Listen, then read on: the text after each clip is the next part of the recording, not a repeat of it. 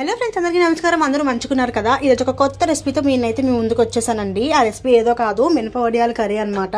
నాకు ఈ కర్రీ చాలా ఇష్టం అండ్ చాలా మందికి ఇష్టం కూడా, ఎందుకంటే చాలా మంది వండుకుంటూ ఉంటారు ఇంట్లో. నేను ఏంటంటే కాలేజ్ డేస్లోని ఆఫీస్ డేస్లోని ఏంటంటే ఇలా చేసి తీసుకొచ్చేవారు అనమాట. ఎలా చేయాలా అని చెప్పి అనుకునేదాన్ని. ఫైనల్గా ఇవి ఏంటంటే మనకి దొరుకుతాయి, ఎక్కడ పడితే అక్కడే దొరుకుతాయి మినప వడియాలు. ఏమైనా కిరాణా షాప్స్లో కానీ లేదంటే ఏమైనా పిక్కిల్స్ అవి అమ్ముతారు కదా, వాళ్ళ దగ్గర అయినా కూడా దొరుకుతాయి. ఇంకా వాళ్ళ దగ్గర ప్యాకెట్లు తీసుకొని నేనైతే ట్రై చేసేస్తున్నాను. వీడియోని చూసే ముందు మన ఛానల్ని సబ్స్క్రైబ్ చేసుకోండి. ఇప్పుడైతే ఈ కర్రీ చేసుకోవడానికి ముందుగా ఒక ప్యాన్ని స్టవ్ మీద పెట్టి దాన్ని హీట్ అయిన తర్వాత కొంచెం ఆయిల్ని కూడా హీట్ అయిన తర్వాత మినప వడియాలు ఏమైతే మనం ఒక కర్రీ వండుకుందాం అనుకుంటున్నామో వాటిని ఏంటంటే ఈ ఆయిల్లో డీప్ ఫ్రై చేయాలన్నమాట. సో దట్ మనకి ఏంటంటే ఫ్రై చేయకుండా ఒకవేళ కర్రీ చేసుకున్నాం అనుకునేది పేస్ట్ అయిపోతాయి. అస్సలు మంచిగా రాదు కర్రీ అనేది, టేస్ట్ కూడా. ఇలా కర్రీ వండుకోక ముందు ఆయిల్లో మనం వీటిని డీప్ ఫ్రై చేసినట్లయితే ఇది కర్రీ వండుకున్నప్పుడు బాయిల్ అవుతున్నప్పుడు కూడా ఏమాత్రం విరిగిపోకుండా చాలా మంచిగా ఉంటుంది. సో కొంచెం హై ఫ్లేమ్ మీదే మీరు ఫ్రై చేయండి. ఇలా కొంచెం కలర్ షేడ్ అంటే కొంచెం గోల్డెన్ బ్రౌన్ కలర్ వచ్చేంత వరకు ఫ్రై చేసుకుంటే సరిపోతుంది. ఇప్పుడు మనకి కర్రీ అనేది ఇవి ఎలాంటి ముక్కలు అయిపోకుండా, పేస్ట్ అయిపోకుండా చాలా పర్ఫెక్ట్గా ఇంకా టేస్టీగా కూడా ఉంటుంది.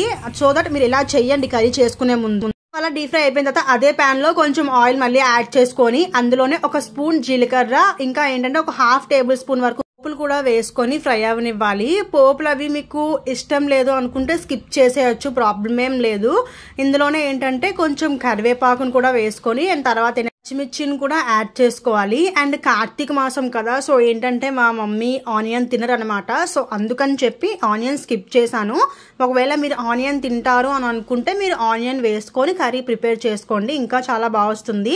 ఒకవేళ ఆనియన్ లేదు అనుకుంటే టొమాటోస్ని ఎక్కువగా వేసుకోండి. అప్పుడు కర్రీ అనేది ఆనియన్ అసలు మనకి అవసరం లేదు అన్నట్టుగా టేస్ట్ అనేది చాలా బాగా వస్తుంది టొమాటోస్ కనుక ఎక్కువ వేసుకున్నట్లయితే. అండ్ ఆ టొమాటోస్ని బాగా మగ్గనివ్వాలి మనం, ఎందుకంటే కొంచెం టొమాటోస్ని ఎక్కువ వేసుకుంటాం కాబట్టి మిర్చిని కూడా కొంచెం ఎక్కువగానే వేసుకోవాలి, ఎందుకంటే టొమాటో స్వీట్ వస్తుంది కాబట్టి. కొంచెం కర్రీ అనేది కారంగా స్పైసీగా రావాలంటే కొంచెం కారం ఇంకా పచ్చిమిర్చి ఫ్లేవర్ కూడా ఎక్కువగా ఉందనుకోండి ఇంకా బాగుంటుంది. ఇప్పుడు ఆ టొమాటోస్ కొంచెం బాగా మగ్గిన తర్వాత అందులో ఒక ½ టేబుల్ స్పూన్ పసుపు, ఒక 2 టేబుల్ స్పూన్ వరకు కారం, ఇంకా మన రుచికి తగ్గట్టు ఉప్పును కూడా యాడ్ చేసుకొని బాగా వాటిని కారం వాసన పోయేంత వరకు కూడా ఫ్రై చేసుకోవాలి. టొమాటోస్ కి ఆ ఉప్పు కారం అవన్నీ బాగా మగ్గిన తర్వాత ఈ వడియాలు ఏమైతే మనం వేపి పెట్టుకుని ఉన్నాయి కదా ముందుగా, వాటిని ఇందులో వేసేసుకొని కొంచెం కలిగిన తర్వాత అందులోనే చింతపండు ఉంటుంది కదా, ఒక నిమ్మకాయ సైజ్ అంత చింతపండు సరిపోతుంది. ఆ చింతపండు రసం ఏంటంటే ఇలా మనకి ఎంత వరకు మనకి ఆ వాటర్ కావాలి, ఎంతవరకు మనకి గ్రేవీ కావాలి అన్న కన్సిస్టెన్సీలో మనం వాటర్ యాడ్ చేసుకోవాలి, చింతపండు వాటర్ని కోసం. అప్పుడే టేస్ట్ అనేది బాగుంటుంది. ఇది పులుపు ఉంటేనే కొంచెం కర్రీ అనేది చాలా టేస్ట్ గా ఉంటుంది అనమాట. సో అలా వాటర్ యాడ్ చేసుకున్న తర్వాత కొంచెం సేపు బాయిల్ అవ్వనివ్వాలి, ఒక 5 మినిట్స్ వరకు కూడా బాయిల్ అయిన తర్వాత అప్పుడు మూత తీసి అందులో మీరు కొంచెం ధనియాల పొడి, కొంచెం ఇంకా గరం మసాలా, కొంచెం మెంతి ఆకు కూడా ఉంటే మెంతాకు కూడా యాడ్ చేసుకోండి, లేదు అనుకుంటే స్కిప్ చేసేసుకోండి. అన్ని కలిపేసుకొని ఇంకా ఒక 2 to 3 మినిట్స్ మీరు మూత పెట్టుకొని బాయిల్ చేసినట్లయితే మనకి పర్ఫెక్ట్ గా ఈ మినప వడియాల కర్రీ అనేది ప్రిపేర్ అయిపోతుందండి. చూడండి, ఒక్క వడియం కూడా మనకి ఏంటంటే అది విరిగిపోకుండా ఎంత మంచిగా వచ్చిందో కదా, అసలు పేస్ట్ అవ్వకుండా గ్రేవీకి. ఒకవేళ ఇంకా మీకు కొంచెం ఇగురు టైప్ కావాలి అనుకుంటే ఇంకొంచెం వాటర్ని ఎక్కువ యాడ్ చేసుకోండి, లేదు మాకు ఇగురు వద్దు అనుకుంటే వాటర్ని ఇంకొంచెం తక్కువ యాడ్ చేసుకోండి. సో అది మీ కన్సిస్టెన్సీ బట్టి అనమాట, మీరు తినే విధానం బట్టి మీరు యాడ్ చేసుకుంటే సరిపోతుంది. చూసారు కదా, మనకి చాలా టేస్టీగా ఉంటుంది అండ్ చాలా సింపుల్ గా కూడా అయిపోతుంది, పెద్ద టైం కూడా మనకి అవసరం లేకుండా.